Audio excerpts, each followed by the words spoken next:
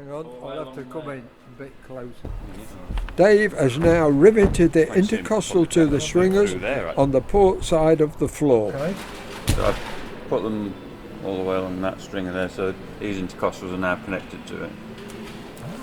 And it's quite easy because it drops out and then literally just slides back in, and then obviously I've got to rivet these finally, but and then I've done the same in the middle. The same in the middle, yeah, the string, yeah, and also put all the anchor nuts on the light fixture, so I'm just doing the last one now. Yeah. Oh, I see you got them on the yeah, so they're all riveted in. Doing them on the bench is a lot easier than lying under there doing them. So, so put as many as I can in on the bench, and then obviously just leave me to fix the brackets through the. Are they going to put the lights in, or are you going to cover them up with a skin? I'd like to think they put the lights in. Yeah, you should do it. Look, no, shouldn't it? Flying over and flashing the lights at you. Otherwise, there's probably not much point in putting it in. But and you're riveting one of the light castings here, are you? This is the rearward one. Yeah, I'm just putting the anchor nuts on now. Just started doing it. And what's the anchor nuts for? They hold underneath and on the floor you've got a plate that screws on, so you can lift that up, and then you've got access to the light. And then there's one underneath as well, cover plate. So you're riveting with a compressor, are you? These hand squeezers, nice and easy. Oh, good. Yeah. Brad found a snag with one of the undercarriage oleos. So when he grabbed it at the bottom, it was making a clunking, well, a couple of clunking noises. So just going to do some investigation. Should have been in yesterday and the day before when we put the undercarriage back together. I slipped up on that, Brad. Did you find out what the problem was? Yeah. It's how the Finalizing portion actually attaches to the shock absorber unit itself. Yeah. Was it fixable? Yeah. Just take up the slack. There's when you put it together at the bottom of the leg. Thank you. So your shock absorber is actually in here. What is in the shock ab? What's it made of? I mean, that's hydraulic. Yeah, it's just hydraulic fluid and air. And that is the old system. It's not like the Mosquito with the rubbers. No, it's an oil system. It is but to get it out, you have to take the leg off, take this top piece off, and then the whole thing goes that way. Out the top that way, does out it? the top of it. And the problem was at the bottom here. We were getting about 3 or 4 times as much movement. You should get a little bit of movement in it. Yeah. Because there's I'm trying to remember how it actually goes together. You have a collar that sits on the end of the shock absorber, which is sort of floating, because then you have underneath it, you actually have, for want of a better term, a nut that screws onto that and then holds it captive. Yeah. Is it adjustable, that part? Yeah. And you adjust it to get 15 to 20 thou of movement, because you then screw that now fixed collar, the leg then screws onto the collar and is locked with a grub screw. Yeah. So what it was is, if you look up there's a nut with a split pin through it. Yeah. And that's what just needed. It's probably just another flat round, and it was. That's all it needed, was it? Yeah. But to do that's taken about 3 days because of the amount of work that's involved in stripping it down and rebuilding it. And is that we're bouncing about on the runway for a few years? I don't know what's caused it. Whether it's always been like that. There was no wear inside. No. No wear at all. They're not airworthy legs anyway. They're bits made out of ground use items. I know you only use the wheels on the ground, but ground use bits, and we keep the airworthy stuff in stock. Because you wouldn't get away with this on. No. Too many marks, are there? Well, it's where the chrome platings come off. Oh, is it? You can get them re-chromed. Yeah. What about the other leg? Is that all right? That's fine. Yeah. It's just of the 4, it was that one that was. So you've got to drop the radius arms down. Oh, so the other part of the leg, the other side was okay, was it? The other side's fine. Yeah. You've got the same amount of movement in it now.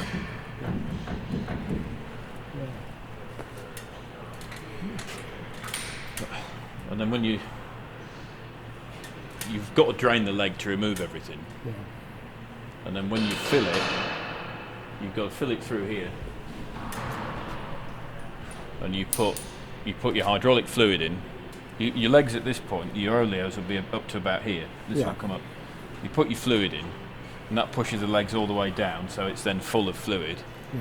And then you compress the legs, which ejects the fluid. And once it's all the way up, that is the correct fluid level. Oh, so yeah. And then you put your air into it, about 900 psi, and that will put the legs back down again, and then there it is set. So you don't measure the quantity of fluid you put in, you fill it, then compress the legs, and that will give you the right level. And the air pressure stays there all the time, does it? Yeah. It's locked in, and it's balanced between the two. Do you have to check the air pressure at all? You do it annually. Oh, only annually. It holds that much, yeah. Well, you'll know if it goes down. Yeah, we're running the belly of the aircraft. No, it'll come down to about that there, which is not. It's not the end of the world. Yeah, you'll know if it comes down, but we're going to experiment with different pressures this year because the aeroplane is so light. Yeah. Especially this year because we'll only have one fuel tank in it. It's so light that with the pressures that, for instance, BBMF runs, it's just bouncing around. There's no give in the shocks or the tyres. Yeah. So we're taking the tyre pressures down a little bit, and we're going to take the oleo pressures down a little bit, just so it gives it a bit of give. Yeah. We're running around the field, and it's just absolutely rock solid. Yeah. It might just help a little bit. Yeah. Good. So they're up and running again. Yeah, hopefully. Yeah, he's got the frame painted. Yeah, I think all the other bits are hanging up on there. Over there. Oh yeah. Yeah.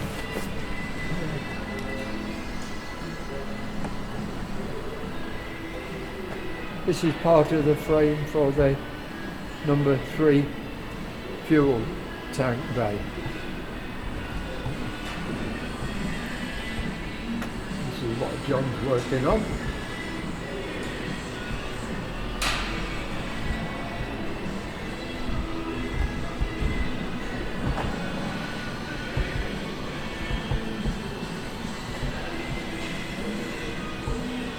This door or flap covers the tie-down anchor points of the wing. This is the French wing. When the Lancasters were out on the hard stands, they were tied down from this point of each wing to a ground anchor point. I guess this was in case of high winds. If I remember right, this flap was made by the apprentice Jacob. How far you got on with number 3 fuel tank bay door? Been painted. Yeah, it's ready for riveting the skins on, is it? Want the paint straw? Yeah. Oh, good. Are the skins painted? No, he's doing them now. Painted the frame and all the bits yesterday, and he's painting the skins today and the doublers. So he should be ready by next week already. Oh, good.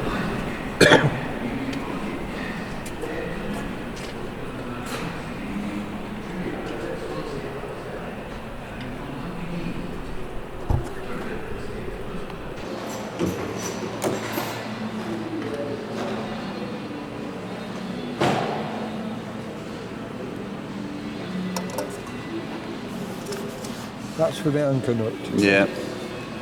Nice easy riveting this is.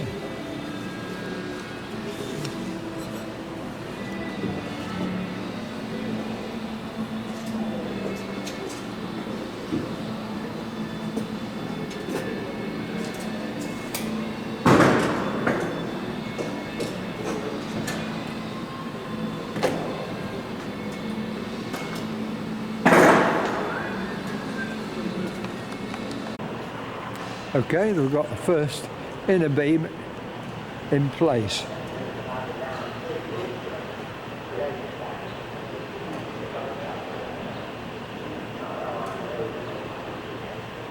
But they've got to do some modifications on it, and they've decided to get the aircraft more in a horizontal position. It is nose up at the moment, and that will get this beam in a horizontal position.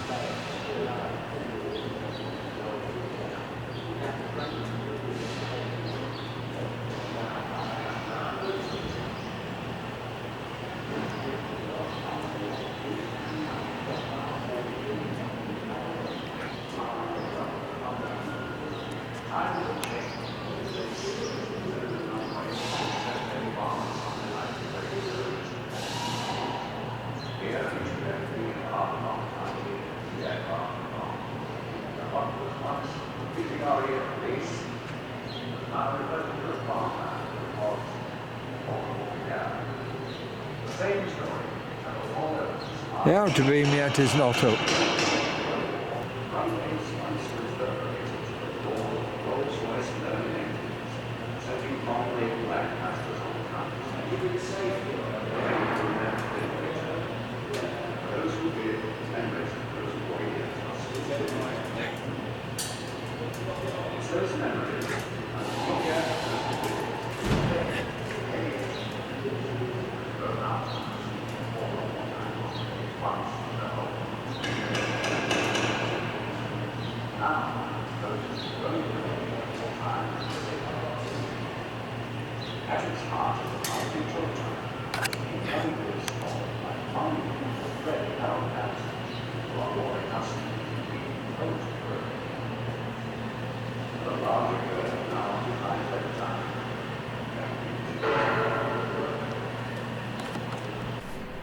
I was talking to Bob and he was telling me we've got to do the formers, get the aircraft more on the level now, Yeah. and then Go for towards the end of the week, we'll start trying the bolts, the nuts, getting the nuts on. Well, the nuts will come off. We had the nuts off before, but Yeah, it's just getting the bolts out. yeah. I said, how are you going to get them out then? Press them out. He said, no, we're going to use a hammer to start with. Yeah, you use a soft face hammer. Yeah. Or a brass bush or something on top of it. Yeah. Because you've got that spigot sticking out from the threads, haven't you? Yeah. It'll be one of those things that'll either come out really easily or they'll not come out at all. Yeah. He said they might have to cut the shackles. Yeah. But they've been out before. They've been out in living memory. Yeah, well, they were out when they was at Blackpool, and they were in and out when they was at Scampton. A few times at Scampton. Because it Really? was. Oh, was it? Because it came apart at Blackpool. Then it was assembled in the hangar at Scampton. Then the wings were taken off to pull it down the A15 to put it on the gate, and then the wings went back on. Then the wings came off to bring it here, and then they went back on. So they've been off 3 or 4 times. So, yeah. But I think this is the longest time the pins have been in its life. Yeah. What do you put on the actual shaft or inside the hole? Is it a anti-scuffing paste to stop them picking up, or some sort of fluid? I don't think there's anything. Or do they go in dry? I don't think there's anything written up. No.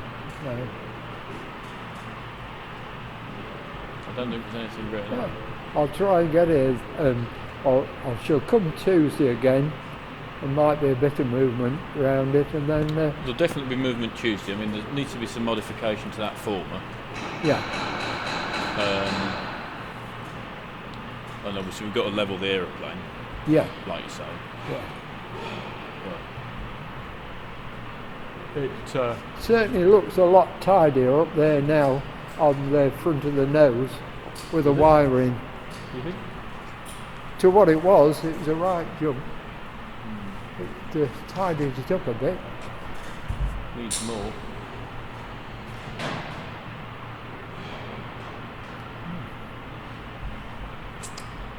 Well, it needs all that ripping out and starting again. Really. Yeah. Oh, that's good. Right, thanks, Brad. Right, we're away again. We're away, are we? Right, this is Jacob working on his Lancaster wingtip.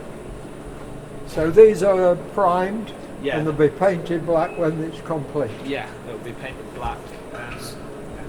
So where have we got to now? Will you be putting the centre skin on there? Along.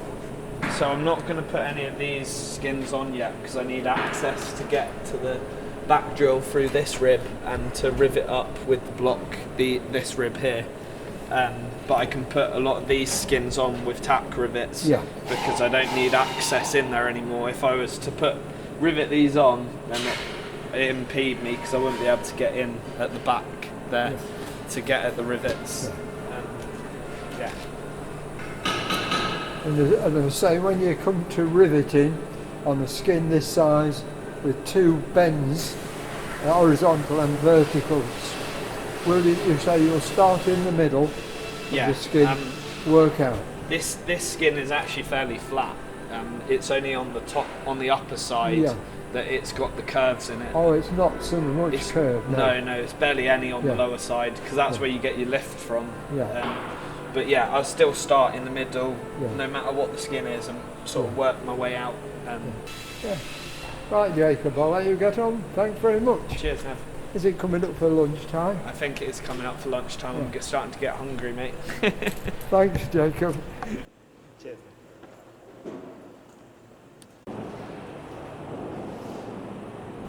These sections are part of a Lancaster tailplane.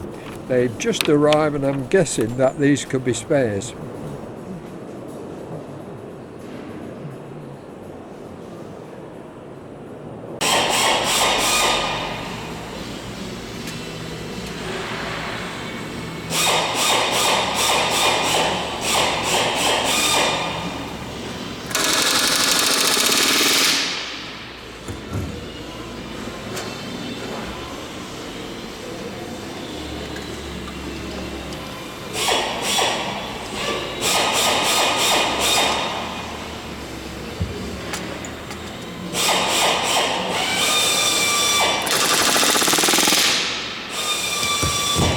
When you put the rivet in, do you put Duralac on the rivet?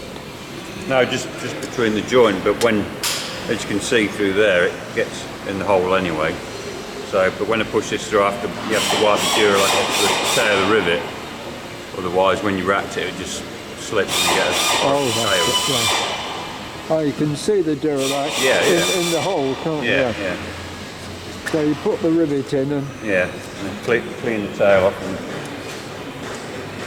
it should be okay.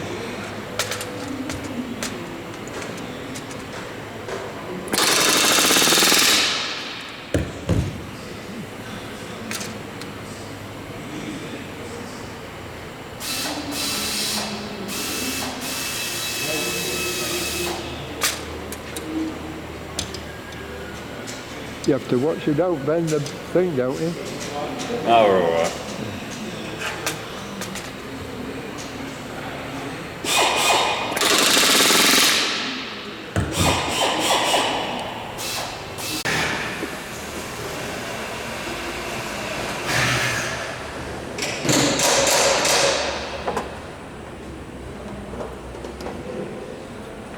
Keith has now started riveting together the number 3 fuel tank bay cover.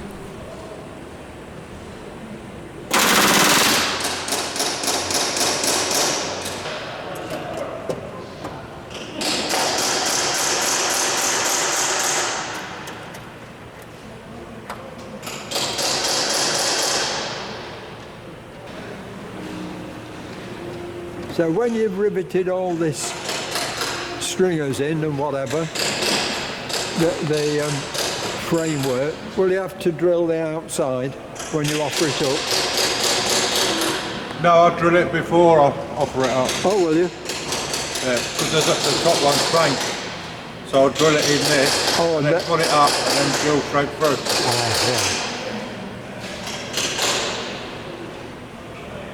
Yeah, it's the only one that's blank. Yeah. Does this one have anchor nut strips on as well or not? Anchor nuts. Do you put nuts in as well as rivets round the edge? Yeah, it's got, these are all screw holes. Screw holes, yeah, that's right, yeah. The anchor nuts are in the frame. That's right, yeah. And I've got to plot the screw holes along the top, drill them through, and then put the anchor nuts on the frame afterwards.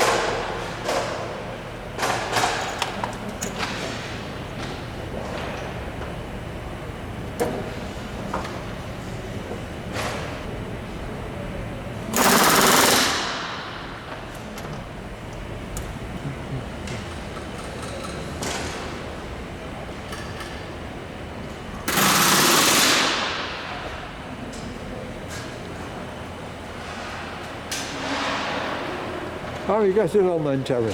All right, matey. Getting this stripped down now, and Is it soluble? You can't say it. no, No. this is scrap. I mean, you've only got to look at these holes here. Double holes. They're just Figure of eight holes. Huh? yeah. And there's some over here. Yeah. So this we'll have to renew. And the same with the structure at the bottom here, that part. No, that bit might be okay. Yeah. We'll get it all down and stripped off yet, and paint stripped off. I mean, this might be salvageable. Like I say, there's so much. You can see the thickness of paint on here. Yeah. It's just It is thick, isn't it? oh, Thicker than the material.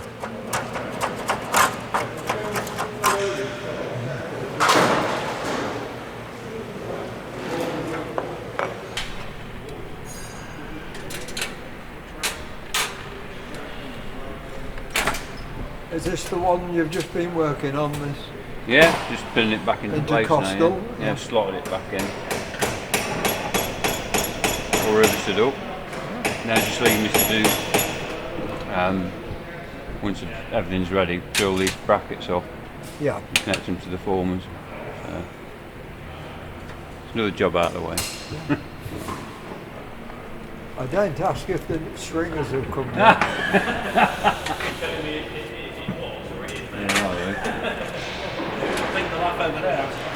Yeah.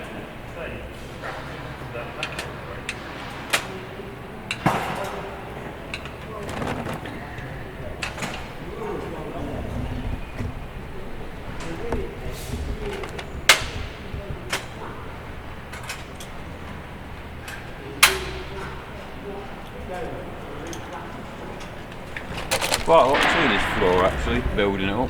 Pardon? There's quite a lot to this floor, building it up actually. There is, yeah.